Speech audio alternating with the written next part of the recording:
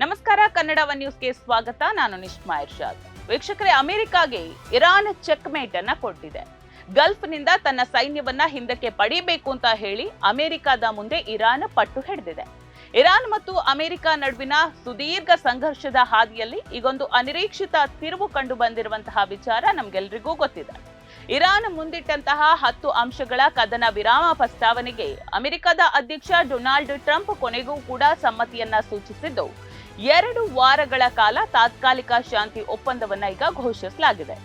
ಈ ಬೆಳವಣಿಗೆಯನ್ನ ಇರಾನ್ ಅಮೆರಿಕದ ವಿರುದ್ಧ ತನಗೆ ಸಿಕ್ಕಂತಹ ರಾಜತಾಂತ್ರಿಕ ಜಯ ಅಂತ ಹೇಳಿ ಬಣ್ಣಿಸ್ತಾ ಇದೆ. ಅಮೆರಿಕವು ತನ್ನ ಷರತ್ತುಗಳಿಗೆ ಮಣಿಯಲೇಬೇಕಾದ ಅನಿವಾರ್ಯತೆ ಬಂದಿದೆ ಅಂತ ಹೇಳಿ ಇರಾನ್ ಇಲ್ಲಿ ಪ್ರತಿಪಾದನೆಯನ್ನ ಮಾಡ್ತಾ ಇದೆ. ಈ ಒಪ್ಪಂದದ ಭಾಗವಾಗಿ ಏಪ್ರಿಲ್ 10ರಿಂದ ಪಾಕಿಸ್ತಾನದ ಇಸ್ಲಾಮಾಬಾದ್ನಲ್ಲಿ ಇರಾನ್ ಮತ್ತು ಅಮೆರಿಕದ ಪ್ರತಿನಿಧಿಗಳ ನಡುವೆ ಒಂದು ಮಹತ್ವದ ಮಾತುಕತೆ ಕೂಡ ಆರಂಭ ಆಗ್ತದೆ. ಇರಾನ್ ರಾಷ್ಟ್ರೀಯ ಭದ್ರತಾ ಮಂಡಳಿಯು ಈ ಚರ್ಚೆಗಳನ್ನ ತನ್ನ ಸಮಗ್ರ ಯೋಜನೆಯ ಅಡಿಯಲ್ಲಿ ನಡೆಸೋದಕ್ಕೆ ಮುಂದಾಗಿದ್ದು, ಭದ್ರತೆ ಮತ್ತು ಆರ್ಥಿಕತೆಗೆ ಸಂಬಂಧಿಸಿದ ಕಠಿಣ ನಿಯಮಗಳನ್ನ ಇಲ್ಲಿ ಅಳವಡಿಸಲಾಗಿದೆ.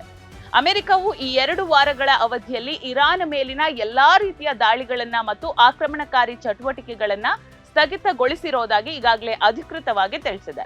ಇರಾನ್ನ ಅತ್ಯಂತ ಪ್ರಮುಖ ಬೇಡಿಕೆ ಅಂತ ಹೇಳಿದ್ರೆ ಅಮೆರಿಕದ ಪಡೆಗಳು ಗಲ್ಫ್ ವಲಯವನ್ನ ಸಂಪೂರ್ಣವಾಗಿ ತೊರೆಯಬೇಕು ಅನ್ನೋದು. ಅಂದ್ರೆ ಗಲ್ಫ್ನಲ್ಲಿರುವ ತನ್ನ ಎಲ್ಲಾ ಮಿಲಿಟರಿ ನೆಲೆಗಳನ್ನ ಅಮೆರಿಕ ತೆರವುಗೊಳಿಸಬೇಕು ಮತ್ತು ತನ್ನ ಸೈನ್ಯವನ್ನ ಅಲ್ಲಿಂದ ಹಿಂದಕ್ಕೆ ಪಡಿಬೇಕು ಅಂತ ಹೇಳಿ ಇರಾನ್ ಇಲ್ಲಿ ಪಟ್ಟು ಹಿಡಿದಿದೆ. ಮಧ್ಯಪ್ರಾಚ್ಯದ ಈ ಆಯಕಟ್ಟಿನ ಪ್ರದೇಶದಲ್ಲಿ ಅಮೆರಿಕದ ಪ್ರಭಾವವನ್ನ ಸಂಪೂರ್ಣವಾಗಿ ಇಲ್ಲದಾಗಿಸೋದು ಮತ್ತು ಪ್ರಾದೇಶಿಕ ಭದ್ರತೆಯನ್ನ ಸ್ಥಳೀಯ ರಾಷ್ಟ್ರಗಳೇ ನಿಭಾಯಿಸಬೇಕು ಅನ್ನೋದು ಇರಾನ್ನ ಒಂದು ಸ್ಪಷ್ಟ ನಿಲುವಾಗಿದೆ.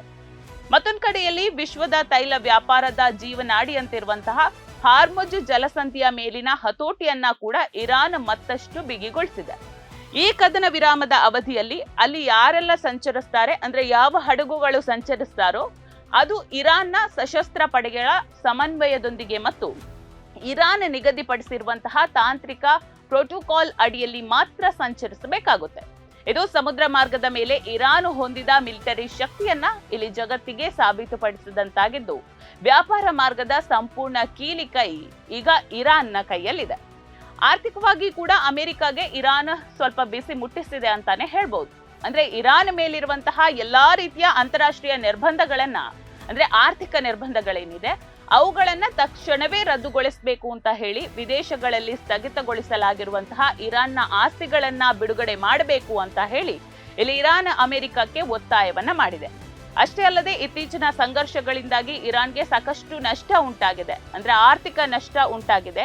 ಸೊ ಆ ಆರ್ಥಿಕ ನಷ್ಟ ಏನಿದೆ ಅದಕ್ಕೆ ಅಮೆರಿಕದಿಂದಲೇ ಪರಿಹಾರ ಬರಬೇಕು, ಅಮೆರಿಕದವರೇ ಅದನ್ನ ಪರಿಹರಿಸಬೇಕು ಅನ್ನುವಂತಹ ಒಂದು ಷರತ್ತನ್ನ ಕೂಡ ಇಲ್ಲಿ ಇರಾನ್ ವಿಧಿಸಿದೆ.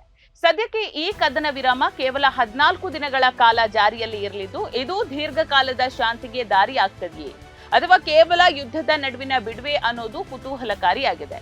ಅಮೆರಿಕದ ಅಧ್ಯಕ್ಷರು ಈ ಒಪ್ಪಂದವನ್ನ ಹೇಗೆ ನಿಭಾಯಿಸ್ತಾರೆ ಮತ್ತು ಇಸ್ಲಾಮಾಬಾದ್ ಮಾತುಕತೆಯಲ್ಲಿ ಇರಾನ್ ತನ್ನ ಪಟ್ಟನ್ನ ಎಷ್ಟು ಸಡಿಲಿಸಬಹುದು ಅನ್ನೋದು ಕೂಡ ರಾಜಕೀಯ ವಲಯದ ಕೇಂದ್ರ ಬಿಂದುವಾಗಿದೆ. ಈ ಬೆಳವಣಿಗೆಯಿಂದಾಗಿ ಮಧ್ಯಪ್ರಾಚ್ಯದಲ್ಲಿ ಸದ್ಯಕ್ಕೆ ಯುದ್ಧದ ಮೋಡಗಳು ಸ್ವಲ್ಪ ಮಟ್ಟಿಗೆ ಸರಿದಂತಾಗಿದೆ. ಸದ್ಯಕ್ಕೆ ಈ ಕದನ ವಿರಾಮ ಕೇವಲ 2 ವಾರಗಳಿಗೆ ಸೀಮಿತವಾಗಿದ್ರೂ ಕೂಡ ಇದು ಅಮೆರಿಕ ಮತ್ತು ಇರಾನ್ ನಡುವಿನ ಸಂಬಂಧದಲ್ಲಿ ಒಂದು ಹೊಸ ಅಧ್ಯಾಯಕ್ಕೆ ನಾಂದಿ ಹಾಡಿದೆ. 14 ದಿನಗಳ ಈ ಶಾಂತಿ ಅವಧಿಯು ಯುದ್ಧದ ಭೀತಿಯನ್ನ ತಾತ್ಕಾಲಿಕವಾಗಿ ದೂರ ಮಾಡಿದ್ರೂ ಕೂಡ ಮುಂದಿನ ದಿನಗಳಲ್ಲಿ ಅಮೆರಿಕ ತನ್ನ ಮಾತು ಉಳಿಸಿಕೊಳ್ತದೆಯೇ ಅನ್ನುವಂತಹ ಆತಂಕ ಹಾಗೆ ಉಳಿದಿದೆ. ಇಡೀ ವಿಶ್ವವು ಈಗ ಇಸ್ಲಾಮಾಬಾದ್ನಲ್ಲಿ ನಡೀಬೇಕಾದಂತಹ ಒಂದು ಮಾತುಕತೆಯ ಫಲಿತಾಂಶಕ್ಕಾಗಿ ಕುತೂಹಲದಿಂದ ಕಾಯ್ತಾ ಇದೆ.